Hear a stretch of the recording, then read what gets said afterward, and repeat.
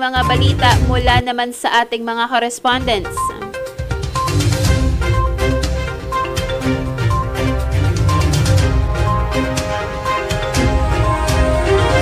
Mahigit 114,263 na halaga ng iligal na paputok na kumpiskayan ng Quezon Philippine National Police. Mayroon detalye sa atin si Correspondent Leslie Ad Di Maano.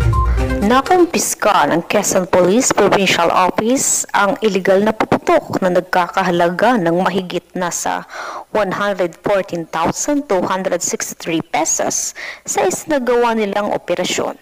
Nadakip din ang mahigit na sa 29 na individual habang nagbebenta ng iligal na paputok. Naitala din naman ang mahigit na sa 19 na individual na nasugatan gamit ang mga ito.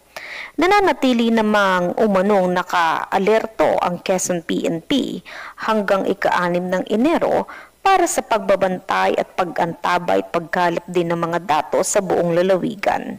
Dagdag naman ni Police Ledon Monte, Provincial Director ng Quezon PNP, ligtas at mapayapa namang nasalubong ng buong lalawigan ang pagsalubong sa bagong taon.